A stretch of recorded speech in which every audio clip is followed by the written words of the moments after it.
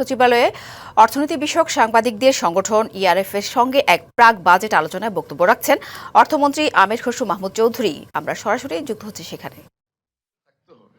তাতেও থাকতে হবে, কিন্তু তার প্রোডাক্টটাকে তো আমি একটা জায়গায় নিয়ে যেতে হবে, এবং এই জন্য আমরা এখানে তাদেরকে সব ধরনের ইনপুট সুবিধার স্কিল ডেভেলপমেন্ট, ডিজাইন ডেভেলপমেন্ট, তাদেরকে ব্র্যান্ডিং এবং মার্কেটিং প্ল্যাটফর্মটা দিচ্ছি, অ্যামাজন, আলিবাবা ইত্যাদি যেগুলো আছে।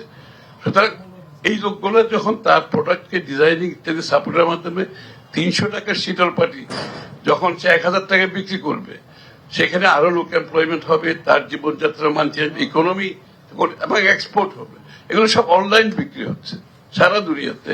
আর থাইল্যান্ডে যান, অনলাইন বিক্রি হচ্ছে, কোথাও যাচ্ছে না, এরা বাড়িতে বসে বানাচ্ছে।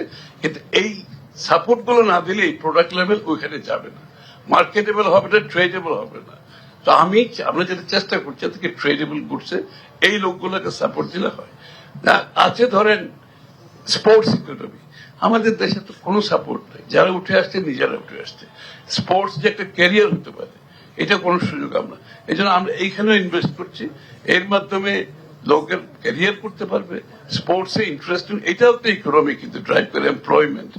আপনি স্টেডিয়ামে যখন খেলা দেখতে যান টাকা দিয়ে, সারা দেশে যদি এই কালচার হয়, ওইটা কিন্তু জিডিপি। আমরা জিডিপি বলতে আমরা বুঝাই খালি ম্যানুফ্যাকচারিং এর জিডিপি অথবা সার্ভিসের জিডিপি।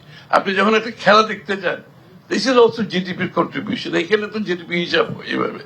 আপনি থিয়েটার দেখতে গেলে, সিনেমা দেখতে গেলে, মিউজিক শুনতে গেলে যে খরচটা, দ্যাট ইজ অলসো জিডিপি। কিন্তু এই এরিয়াগুলো রয়ে গেছে ইকোনমির বাইরে, আমরা তাদেরকেও নিয়ে আসছি এখন।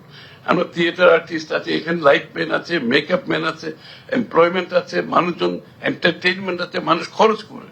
সুতরাং ইকোনমিতে একটা নতুন